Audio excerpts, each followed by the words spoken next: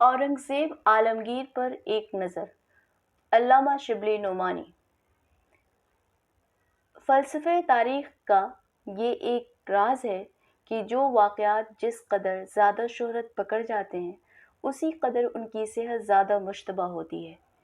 दीवारे कहकहा, शाहे आमिल, आबे हैवां, मारे ज़हाक, जामे जम से बढ़कर किस वाक़े ने शोहरत आम की सनद हासिल की है, लेकिन क्या इनमें से एक भी असलियत से कुछ इलाक़ा रखता है?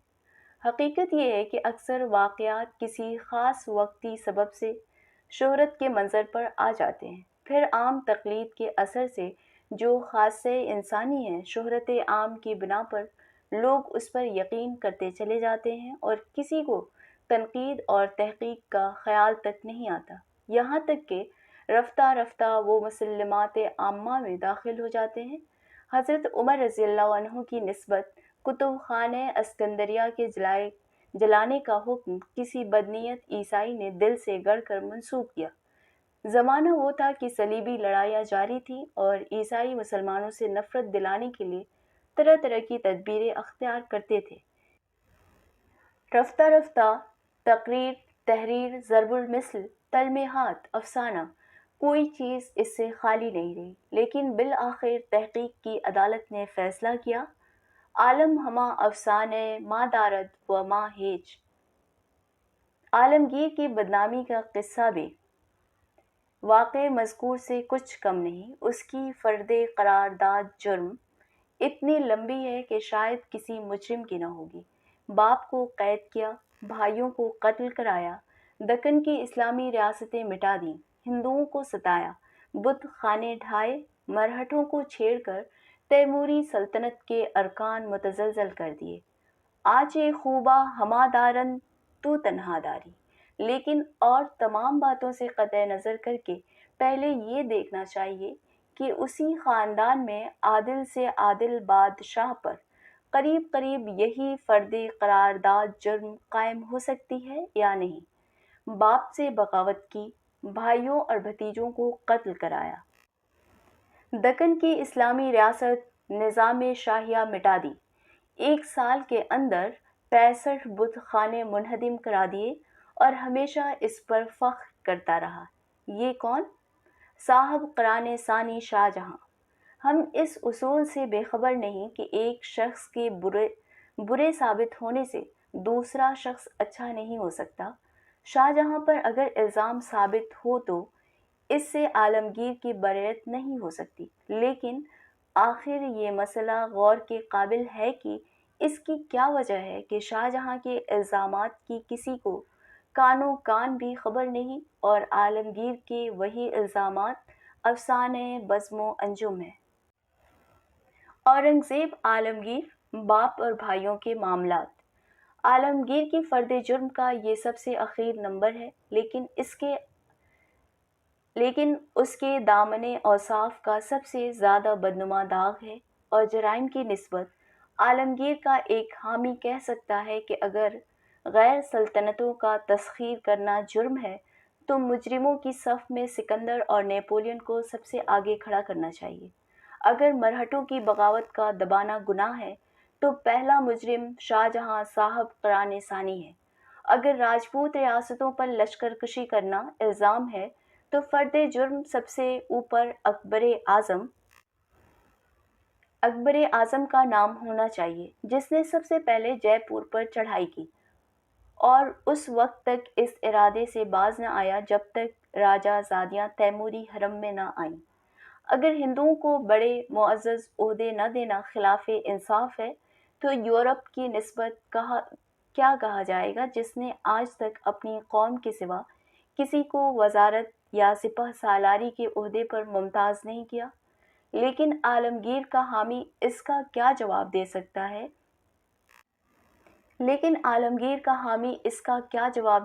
है? कि आलमगीर के दामन पर भाइयों के खून की छींटें हैं और उसके मजलूमों में खुद उसका नामवर बाप शाहजहाँ भी कैद खाने की कड़ियाँ झेल रहा है। बेशुबा हमको नहायत ठंडे दिल से बेरू रियायत उन जराइम की तहकीकात करनी चाहिए और नहायत एहतियात रखनी चाहिए कि मीज़ान अदल का पल्ला طرفداری کے رخ نہ جھک جائے۔ عالمگیر کے حالات کے متعلق آج بہت سی کتابیں موجود ہیں، لیکن اصول تاریخ کی روح سے ہم کو صرف ان کتابوں پر اعتماد کرنا ہوگا جو عین عالمگیر کے عہد میں لکھی گئیں۔ اس قسم کی کتابیں حسب ذیل ہیں: عالمگیر نامہ کاظم شیرازی، ماعصر عالمگیری، منتخب الباب، واقعات عالمگیری، سفر نامہ ڈاکٹر برینیر، فیاض القوانین۔ شاہ جہاں کی قید۔ شاہ جہاں کی قید کا الزام اگرچہ ایسا محتم بالشان واقعہ ہے جس کے لیے مستقل اور جداگانہ عنوان قائم کرنا چاہیے تھا، لیکن اس کا سلسلہ دارا شکوہ کے واقعے سے اس قدر ملا ہوا ہے کہ دونوں ایک دوسرے سے الگ نہیں ہو سکتے۔ دارا شکوہ شاہ جہاں کا سب سے بڑا اور سب سے چہیتا بیٹا تھا۔ 7 ذی الحجہ 1067 میں شاہ جہاں حبس بول کے عارضے میں گرفتار ہو کر کاروبار سلطنت سے معزور ہو گیا۔ دارا شکوہ نے موقع پا کر عنان سلطنت اپنے ہاتھ میں لی اور سب سے پہلا کام یہ کیا کہ مرزا شجاع مراد عالمگیر کے جو سفراء دربار میں رہتے تھے ان کو بلوا کر مچلکا لیا کہ دربار کی کوئی خبر بھیجنے نہ پائیں، جس سے مقصد یہ تھا کہ مراد شجاع اور عالمگیر کو جو ان صوبوں میں حکومت پر مامور تھے خبر نہ ہونے پائے۔ لیکن یہ واقعہ ایسا نہ تھا کہ چھپائے چھپ سکتا، چنانچہ تمام صوبوں میں خبر پہنچ گئی اور تمام ملک میں بغاوتیں برپا ہونے لگیں۔ سب سے پہلے شجاع نے، جو دارا شکوہ سے چھوٹا اور عالمگیر سے بڑا تھا، بنگال میں اپنی بادشاہی کا اعلان کر دیا۔ اسی طرح مراد نے احمد آباد گجرات میں سکہ و خطبہ جاری کیا، لیکن عالمگیر نے کسی قسم کی خودسری اختیار نہیں کی۔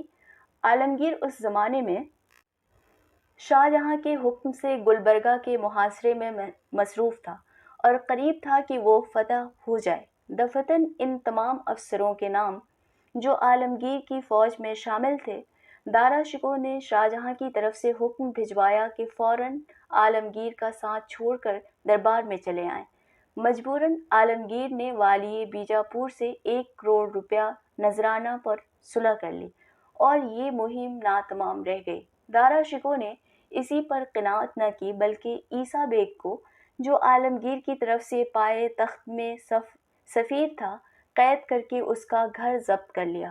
اسی کے ساتھ مہاراجہ جسونت سنگھ والی جودھ پور کو فوج اور توپ خانہ دے کر گجرات کی طرف روانہ کیا کہ عالمگیر اپنی جگہ سے اگر حرکت کرے تو اس سے مار کا آرا ہو۔ عالمگیر جمادی الاول 1068 کی 12ویں تاریخ یعنی شاہ جہاں کی بیماری کے 5ویں مہینے بیجاپور سے روانہ ہو کر 25 کو برہان پور میں آیا۔ یہاں 1 مہینے تک ٹھہرا اور پائے تخت کی خبریں بہم پہنچاتا رہا۔ اس سے پہلے مرزا مراد سے قرارداد ہو چکی تھی کہ فلاں مقام پر دونوں کا اجتماع ہوگا۔ چنانچہ 20 رجب 1068 کو دونوں بھائی دیال پور میں نربدا اتر کر ملے۔ یہ خبر سن کر مہاراجہ جسونت سنگھ فوجیں لیے ہوئے بڑھا اور عالمگیر کے پڑاؤ سے 1.5 میل کے فاصلے پر خیمہ زن ہوا۔ عالمگیر نے کب کلسن برہمن کو، جو بھاکا کا مشہور شاعر تھا، راجہ کے پاس بھیجا کہ ہم لوگ صرف والد قبلہ کی عیادت کی غرض سے جا رہے ہیں، آپ سد راہ نہ ہوجیے۔ لیکن راجہ نے نہ مانا اور سخت معرکہ ہوا۔ راجہ نے شکست کھائی اور وطن کی طرف بھاگا۔ شاہ جہاں آگرے سے دہلی جا رہا تھا کہ جسونت سنگھ کی شکست کی خبر پہنچی۔ ہرچند شاہ جہاں کو آگرے کی ہوا ناموافق تھی اور راسوجا سے آگرے کو واپس آنا نہیں چاہتا تھا، لیکن اس وقت وہ مردہ بدست زندہ تھا۔ دارا شکوہ اس کو الٹا آگرے میں لایا اور خود 60,000 سوار کے ساتھ عالمگیر کے مقابلے کو نکلا۔ شاہ جہاں نے بار بار نہایت اصرار کے ساتھ سمجھایا کہ تمہارا جانا خلاف مصلحت ہے، میں خود اس فتنے کو جا کر فروغ کر دیتا ہوں۔ چنانچہ حکم دیا کہ پیش خیمہ باہر نصب کیا جائے، لیکن دارا شکوہ نے جانے نہ دیا اور 16 شعبان 1068 کو آگرے سے روانہ ہو کر سمو گڑھ میں خیمہ زن ہوا، جہاں عالمگیر اور مرزا مراد فوجیں لیے پڑے ہوئے تھے۔ بڑے زور و شور کا معرکہ ہوا، نتیجہ عالمگیر کی فتح تھی۔ اس معرکے میں مرزا مراد نے اس ثابت قدمی سے جنگ کی کہ اگرچہ اس کے ہاتھی کا ہودہ تیروں سے چھن گیا تھا اور خود لہو لہان ہو گیا تھا، تاہم پہاڑ کی طرح ڈٹا ہوا تیر برساتا رہا۔ یہ ہودہ فرخ سیر کے زمانے تک یادگار کے طور پر قلعے میں محفوظ رہا، اور جب بارہ نے سرکشی کی تو بادشاہ بیگم نے عالمگیر کی بیٹی اسی ہودے کو دکھلا کر کہا کہ یہ تیموری نسل کی یادگاریں ہیں۔ دارا شکوہ نے آگرے میں جا کر دم لیا اور شرم کے مارے شاہ جہاں کے پاس نہ گیا۔ شاہ جہاں نے مشورہ اور صلاح کے لیے بار بار بلوایا، لیکن دارا شکوہ اسی رات اہل و عیال کے ساتھ نکل کر لاہور کے ارادے سے دلی روانہ ہوا۔ 17 رمضان 1068 کو عالمگیر نے شہزادہ محمد سلطان کو بھیجا کہ قلعہ شاہی پر جا کر قبضہ کر لے اور شاہ جہاں کی خدمت میں عرض کرے کہ حضور اب قلعے سے باہر تشریف نہ لائیں۔ یہی اخیر واقعہ ہے جو عالمگیر کے اخلاق مرصع کی سب سے زیادہ بدنما تصویر ہے۔ تمام واقعات کا یہ سرسری خاکہ ہے جو سر تاپا خافی خاں کے بیان سے ماخوذ ہے۔ اصل بحث کے طے کرنے سے پہلے تھوڑی دیر کے لیے شاہ جہاں سے رخصت ہو کر دارا شکوہ کی طرف متوجہ ہونا چاہیے۔ واقعات گزشتہ میں دارا شکوہ کے کارنامے حسب ذیل ہیں۔ شاہ جہاں کے بیمار ہونے کے ساتھ مرزا مراد عالمگیر اور شجاع کے جو وکلا شاہ جہاں کے دربار میں رہتے تھے ان سے مچلقہ لیا کہ شاہ جہاں اور دربار کے حالات نہ لکھنے پائیں۔ بنگال، گجرات اور دکن کے راستے بند کرا دیے کہ مسافروں کے ذریعے سے کسی کو خبر نہ ہونے پائے۔ عالمگیر کے وکیل کا گھر ضبط کر کے اس کو قید کر دیا۔ عالمگیر جب بیجاپور کے محاصرے میں مشغول تھا تو تمام افسروں کو جو اس کے ساتھ تھے بلوا لیا۔ بغیر اس کے کہ کسی شہزادے کی طرف سے پیش قدمی ہو، مراد، عالمگیر اور شجاع کے مقابلے کے لیے فوجیں روانہ کی۔ یہ واقعات ہیں جن سے کسی مورخ کو انکار نہیں۔ ان سب باتوں پر عالمگیر نے کسی قسم کی پیش دستی نہ کی، بلکہ جب مراد اور شجاع نے اپنے صوبوں میں اپنی بادشاہت کا اعلان کیا تب بھی عالمگیر نے کوئی کارروائی نہ کی، بلکہ مراد کو خط لکھا کہ ابھی حضور اقدس زندہ ہیں، ہم لوگوں کو اپنی جگہ سے ہلنا نامناسب ہے، اور صورت پر تم نے جو فوج بھیجی یہ نامناسب تھا۔ چنانچہ مراد نے عالمگیر کو جو خط لکھا ہے اس میں لکھتا ہے: واقعات ثابت ہونے کے بعد اب سوال یہ ہے کہ آغاز کارروائی سے اخیر تک دارا شکوہ اور عالمگیر دونوں میں سے کون تقصیر دار ہے۔ خبروں کا روکنا، عالمگیر کے وکلا کا نظر بند کرنا، عالمگیر کی جاگیر کا ضبط کرنا، عین جنگ کی حالت میں عالمگیر کے وکلا اور افواج کا اس کے پاس سے بلوا لینا، مہاراجہ جسونت سنگھ کو عالمگیر کے مقابلے پر مامور کرنا کیسے افعال ہیں، اور کیا ان میں سے کسی فعل کے جائز ہونے کی کوئی وجہ بتائی جا سکتی ہے؟ تم کہہ سکتے ہو کہ یہ سب دارا شکوہ کے افعال ہیں۔ ان کو شاہ جہاں کے واقعے کی بحث میں پیش کرنا کس قدر غلط طریق استدلال ہے، لیکن عالمگیر کی تمام کارروائیاں جو اب تک اس نے کیں، یعنی دکن سے روانہ ہوا، راہ میں جسونت سنگھ حاشیہ ہے صوبہ برار عالمگیر کی جاگیر میں تھا، دارا شکوہ نے اس کو ضبط کر لیا۔ مراد بخش کے خطوط میں بار بار اس کا ذکر آیا ہے۔ جسونت سنگھ نے دارا شکوہ کی طرف سے روکا تو اس کو لڑ کر شکست دی۔ آگرے میں آیا، یہ سب دارا شکوہ ہی کے مقابل میں تھی۔ شاہ جہاں کی بحث میں ان واقعات کا ذکر کرنے کی یہ وجہ ہے کہ سادہ دل مورخین ان واقعات کو بھی اس بنا پر عالمگیر کی ناسزا حرکات میں شمار کرتے ہیں کہ یہ سب باتیں گویا شاہ جہاں کے مقابلے میں تھیں۔ اس میں کوئی شبہ نہیں کہ اس زمانے میں شاہ جہاں حماتاً مجبور ہو کر دارا شکوہ کے قبضے میں آ گیا تھا، اور وہ جو کچھ چاہتا تھا شاہ جہاں کے نام سے کرتا تھا۔ خافی خاں کے بیان میں اوپر پڑھ آئے ہیں کہ شاہ جہاں آگرے میں نہیں آنا چاہتا تھا، دارا شکوہ نے مجبور کیا۔ دارا شکوہ جب فوج لے کر چلا تو شاہ جہاں نے بہت روکا، لیکن دارا شکوہ نے نہ مانا۔ شاہ جہاں نے عالمگیر کے معاملے طے کرنے کے لیے خود جانا چاہا، دارا شکوہ نے نہ جانے دیا۔ ان سب سے بڑھ کر یہ کہ دارا شکوہ نے یہ مشق بہم پہنچائی تھی کہ شاہ جہاں کے خط میں بالکل خط ملا دیتا تھا اور فرامین پر شاہ جہاں کے دستخط اپنے ہاتھ سے بناتا تھا۔ مراد ایک خط میں عالمگیر کو لکھتا ہے: ملحد دارا شکوہ، خود تقلید خط اقدس شاہ جہاں، راب مرتبہ کمال رسانیدہ بر فرامین دستخط می کند۔ ان موقعوں پر مراد کا بیان اس لیے نہایت وثوق کے قابل ہے کہ وہ یہ واقعات عالمگیر کو لکھ رہا ہے، اس لیے یہ احتمال نہیں ہو سکتا کہ عوام کے دھوکہ دینے کے لیے لکھتا ہو۔ مراد اور عالمگیر اس وقت تک ہمراز و ہمدرد ہیں۔ واقعات مذکور کی بنا پر عالمگیر کو صرف انہی احکام کی پابندی ضرور تھی جو شاہ جہاں کے اصلی احکام تھے، اور یہ ظاہر ہے کہ جسونت سنگھ کا عالمگیر کے مقابلے پر بھیجنا دارا شکوہ کی شرارت تھی۔ شاہ جہاں اس پر راضی نہ تھا۔ دارا شکوہ کے مقابلے میں عالمگیر کا آمادہ جنگ ہونا حفاظت خود اختیاری کا ضروری فرض تھا۔ عالمگیر جسونت سنگھ اور دارا شکوہ سے لڑا اور ان کو شکست دی، لیکن ایک عرضداشت کے ذریعے سے شاہ جہاں کو ان تمام واقعات کی خبر دی۔ شاہ جہاں نے دست خاص سے تسلی نامہ لکھ کر بھیجا، پھر انعام کے طور پر ایک تلوار بھیجی جس پر عالمگیر کا لفظ منقوش تھا۔ چنانچہ خافی خاں نے ان واقعات کو تفصیلاً لکھا ہے۔ عالمگیر کا نکتہ چین اس موقع پر یہ کہہ سکتا ہے کہ عالمگیر نے اور جو کچھ کیا حفاظت خود اختیاری کی وجہ سے کیا، لیکن وہ جسونت سنگھ کو شکست دے کر آگرے کے قریب پہنچ گیا اور شاہ جہاں نے اس کو بار بار بلایا اور نہایت شفقت آمیز خط لکھے، تحفے اور انعام بھیجے، اور سب سے بڑھ کر سلطنت کی تقسیم اس طرح کرنی چاہیے جس سے بڑھ کر عالمگیر کے حق میں کوئی بات نہیں ہو سکتی تھی، یعنی یہ کہ دارا شکوہ کو پنجاب و کابل اور مراد کو گجرات اور شجاع کو بنگال دیا جائے، اور عالمگیر کو ولی عہدی کا منصب اور پائے تخت کی سلطنت دی جائے۔ تو اس حالت میں باپ کی نافرمانی کرنا، گستاخی سے پیش آنا اور بالآخر قلعے میں بند کر دینا اخلاق کے مذہب میں کفر سے بدتر ہے۔ لیکن تحقیق طلب یہ ہے کہ کیا شاہ جہاں نے فی الواقع وہی کرنا چاہا تھا جو کہتا تھا؟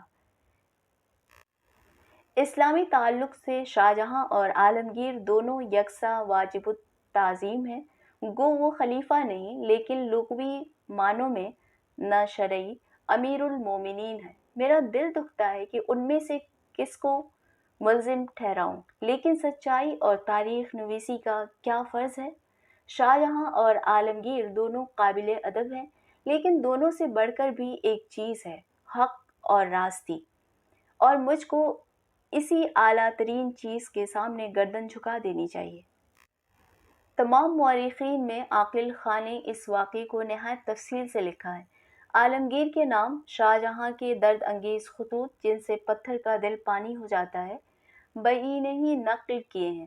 نواب جہاں آرا بیگم نے شاہ جہاں کے اشارے سے جو خط عالمگیر کو لکھا ہے وہ بھی نقل کیا ہے۔ عالمگیر کو جو لوگ شاہ جہاں کی خدمت میں حاضر ہونے سے روکتے تھے ان کو فتنہ پرداز اور مفسد سے تعبیر کیا ہے، اور یہ تمام داستان اس تفصیل، اس زور اور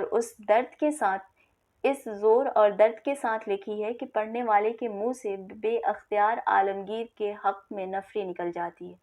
لیکن بالآخر جب یہ موقع آتا ہے کہ عالمگیر باپ کی خدمت حاضر ہونے کے لیے قیامگاہ سے نکلتا ہے اور اس کے مقربین اس کو روکتے ہیں، تو عین اس وقت کے عالمگیر خیر خواہان دولت کی بات سن کر سوچ رہا تھا کہ کیا کیا جائے۔ دفتن داہر دل خواہ چیلا پہنچا۔ شاہ جہاں نے خود اپنے ہاتھ سے دارا شکوہ کے نام خط لکھ کر بڑی احتیاط سے اس کے حوالے کیا تھا کہ کسی کو اس کی خبر نہ ہونے پائے، اور یلغار کرتے ہوئے دارا شکوہ کے پاس سے جواب لاؤ۔ خط کا مطلب یہ تھا کہ تم دارا شکوہ مطمئن ہو کر دہلی سے آگے نہ بڑھو اور وہیں قیام کرو، ہم یہاں قصہ فیصل کیے دیتے ہیں۔ اس خط سے عالمگیر کے ہواخواہوں کی رائے کی بالکل تصدیق ہو گئی۔ ماہ اسر العمرہ میں یہ واقعہ نہایت تفصیل سے لکھا ہے۔ اخیر کے فقرے یہ ہیں: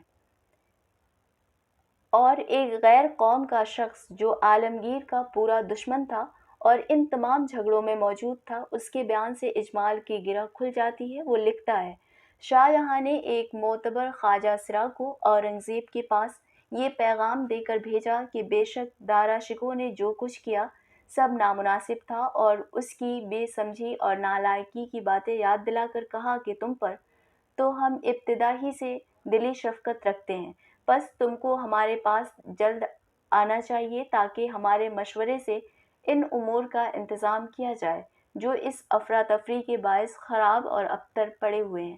مگر اس محتاط شہزادے یعنی عالمگیر نے بدگمانی سے بادشاہ پر اعتماد کر کے قلعے میں جانے کی دلیری نہ کی، کیونکہ اسے معلوم تھا کہ بیگم صاحب یعنی جہاں آرا بیگم کسی وقت بادشاہ سے جدا نہیں ہوتی، اور اس کے مزاج پر اس قدر حاوی ہے کہ جو کچھ وہ چاہتی ہے وہی ہوتا ہے، اور یہ پیغام اس کا ایک چکمہ ہے۔ اس نے قلقامنیوں تاتاری عورتیں میں سے جو محل سرا کی چوکی پہرے کے کام پر متعین رہتی ہیں، کچھ قوی ہیکل اور مضبوط اور مسلح عورتیں اس قصد سے منگا رکھی ہیں کہ جب وہ قلعے میں داخل ہو تو فوراً اس پر آن پڑیں۔ لین پول نے سچ لکھا ہے کہ اس جال میں جو شاہ جہاں نے اپنے بیٹے کے پھانسنے کو بچھایا، شاہ جہاں خود پھنس گیا۔ عالمگیر نے بار بار شاہ جہاں کی خدمت میں حاضر ہو کر عفو قصور کرانا چاہا، لیکن شاہ جہاں اب بھی دارا شکوہ کا خواب دیکھتا تھا، جس کی وجہ یہ تھی کہ جہاں آرا بیگم جو شاہ جہاں کی دنیا میں سب سے بڑھ کر عزیز تھی، دارا شکوہ کی نہایت طرفدار تھی۔ شاہ جہاں نے ہندی زبان میں خفیہ ایک خط شجاع کو عالمگیر کے برخلاف لکھا، اور اس قسم کی اس کی کوششیں برابر جاری رہیں۔ عالمگیر اب مایوس ہو کر بیٹھ رہا۔ شاہ جہاں کی ان تمام سازشی اور مخالفانہ کارروائیوں کے ساتھ بھی عالمگیر نے یہ سلوک کیا کہ اپنے بیٹے شاہزادہ اعظم کو شاہ جہاں کی خدمت میں عفوِ تقصیرات کے لیے بھیجا، اور 500 اشرفیاں اور 4000 روپے نظر بھیجے، اور چند روز کے بعد جب قلعے کی طرف سے پورا اطمینان ہو گیا تو شاہ جہاں کے ہر قسم کے آرام و راحت کا سامان مہیا کر دیے۔ ڈاکٹر برینیئر کو بھی مجبوراً یہ شہادت دینی پڑی۔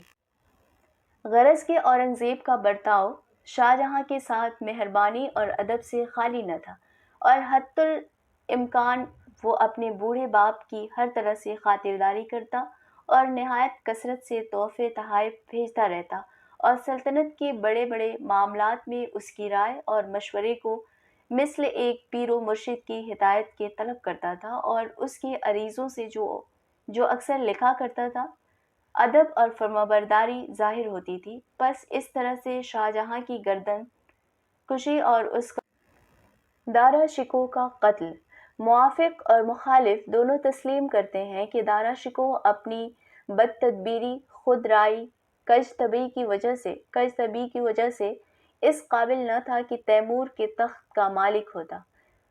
اس سے بھی کسی کو انکار نہیں کہ بھائیوں کی جنگ میں ابتدا اس کی طرف سے ہوئی، اور عالمگیر و مراد و شجاع کو مجبوراً اس کے حملوں کو روکنا پڑا۔ یہ بھی کچھ الزام کی بات نہیں کہ دارا شکوہ گرفتار کر کے دربار میں لایا گیا، لیکن اعتراض یہ ہے کہ یہ بالکل ممکن تھا کہ وہ کسی محفوظ مقام میں نظر بند رکھا جاتا۔ وہ کتنا ہی برا سہی لیکن بھائی تھا، اور بڑا بھائی تھا۔ اگر عالمگیر اس کے خون سے ہاتھ رنگین نہ کرتا تو اخلاقی مرقع میں اس کی تصویر اس قدر نفرت انگیز نہ ہوتی۔